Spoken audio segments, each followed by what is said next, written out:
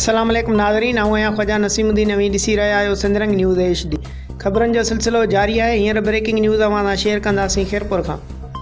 खैरपुर में कुछ ॾींहंनि अंदरि 8 मासूम ॿारड़ा फ़ौत थी विया, जॾहिं त सिहत खातो चिकन पॉक्स या मंकी पॉक्स या ॿी का बीमारी सिहत खातो पतो लॻाइण में मुकमल नाकाम। 8 मासूम ॿारड़ा फ़ौत थी वञण जी तस्दीक थी वई आहे, जॾहिं त ताज़ा ॼावल ॿारड़ा ऐं संदनि माहिरुनि में साॻियूं अलामतूं ज़ाहिर थी रहियूं आहिनि। सिविल अस्पताल खैरपुर इंतज़ामिया इन्फेक्शन रोकण में मुकमल तौर नाकाम थी वई आहे, जॾहिं त केतिराई ॿारड़ा सिविल अस्पताल में दाख़िल आहिनि, जिन जो इलाज हलंदड़ आहे। सिहत खातो वबा खे कंट्रोल करण तोड़े हिफ़ाज़ती इंतज़ामनि तौर को बि एक्शन न खणी सघियो आहे, जंहिं करे अमिड़ियुनि जूं झोलियूं ख़ाली थी रहियूं आहिनि। खैरपुर ज़िले जे 8 ई तालुक़नि मां वायरस जूं ख़बरूं मीडिया ते गर्दिश करे रहियूं आहिनि।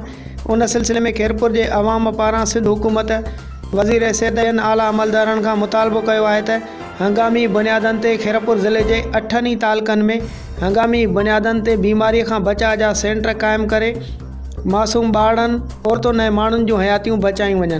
वधीक ख़बरुनि अपडेट लाइ ॾिसंदा रहो सिंधरंग न्यूज़ HD।